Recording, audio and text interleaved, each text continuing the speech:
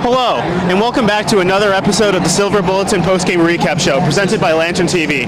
I'm your sports director, Brian Nelson, and now let's take a look at some of the highlights from today's game against Miami of Ohio. First, we have J.K. Dobbins with the 26-yard touchdown run with 5 minutes, 19 seconds left in the first quarter.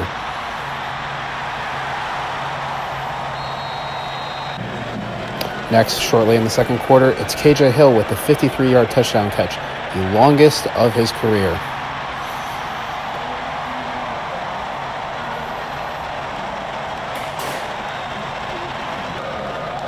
Miami's next drive ended quickly thanks to Jeff Okudah's interception.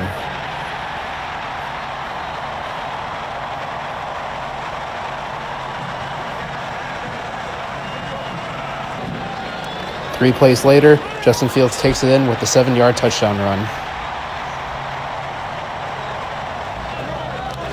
Next drive is a similar story. Justin Fields for another 6-yard touchdown run.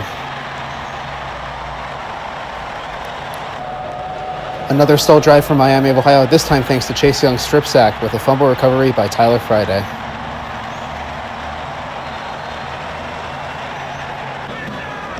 The fumble led to Chris Olave's first touchdown catch of the game on Ohio State's next drive.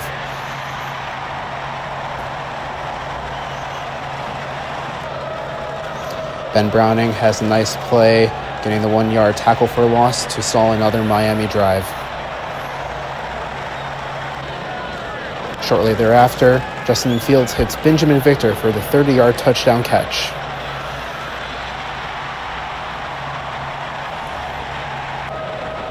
Chase Young continues a strong game with his second strip sack of the game, forcing another fumble, which is recovered by Ohio State. And subsequently leads to Chris Olave's second touchdown catch of the game. And then lastly, we have Chris Chugunov hitting Marcus Crowley for the score. Hello, and we are back after the Miami, Ohio game. With me, I have the sports editors, Griffin Strom and Andy Anders. Now, Andy, Ohio State dominated this game. Huge blowout, and one player that's coming to mind for everyone for breakout performance and just player of the game is Justin Fields. He had a great day. What did you think of his performance? I mean, 6 touchdowns in one quarter. It's pretty insane. I don't know if it's ever happened in Ohio State history. It's 6 touchdowns responsible for in a game has only happened, I think, 6 or 7 other times, period. To do it in one quarter, I mean, that just speaks everything. His stat line, he was pulled at halftime, right? So his stat line, pretty ridiculous for one half of football. Had the 4 passing scores, 2 rushing scores. And overall, you just saw he had a little bit of trouble early. There were some little quirks that happened, but once he got through that, he was on a roll with this offense and just in rhythm passing the football. Mm-hmm. Speaking of, being on a roll, Griffin, I want to talk to you just about kind of like the wide receivers and the day they had at the field. It seemed like almost everyone was getting in on the action. K.J. Hill, Chris Olave, Benjamin Victor. What were your thoughts on everyone's performance? Yeah, Brian, Chris Olave is keeping his roll going. He had 2 touchdowns today. That's 7 in the last 7 games, dating back to last season for him. You saw Ben Victor have that really nice touchdown catch in the back of the end zone for 30 yards right over the middle. And K.J. Hill set his career high with a 53-yard touchdown, and it was also Justin Fields' career high as well. Everyone kind of made a play out there today. The only one that didn't, Austin Mack had that one called back. He was kind of frustrated with that because of the penalty, but other than that, almost everyone was out there making plays, even Garrett Wilson. Mm-hmm.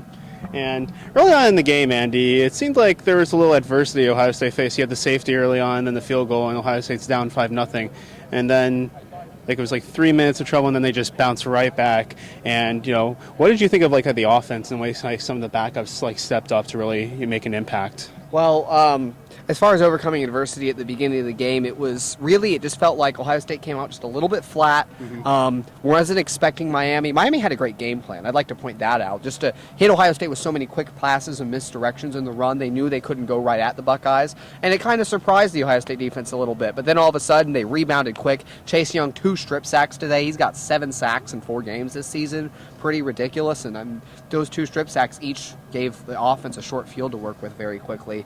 So I think the offense stepping up, and then that allows the backups to come in to start the second half, and a lot of big breakout performances from certain Haskell Garrett in that second quarter with the injuries they had on the D-line made a couple big plays, and then you saw the 61-yard touchdown catch and run where Jamison Williams essentially burned the entire Miami secondary. Dallas Gant really stood out as far as a linebacker we haven't seen play much. A lot to like from both the bounce back in the end of the first quarter through the second quarter, and then the backups coming on to carry that momentum through the second half. And Griffin, one receiver that we haven't really highlighted much, but Garrett Wilson had a really nice catch, and for a true freshman, I think he's really impressing a lot of people. What did you think of the way he played today? Yeah, I mean, he did have most of his playing time, in that second half when the backups came in. But it seems like every time you throw Garrett Wilson the football in the end zone, he's catching it no matter who he has to jump over, leap over, mossing people. He's a highlight reel guy, and you saw that once again today. Well, that's all we have time for today. Be sure to stay tuned for next week as we have a bunch of shows coming out. We have our film room on Tuesday, the Best Damn Pod in the Land. Another episode will be out on Wednesday, and then stay tuned on Thursday for our preview show for Nebraska's game on Saturday. From Andy Anders and Griffin Strom, I'm Brian Nelson, and this has been the Silver Bulletin.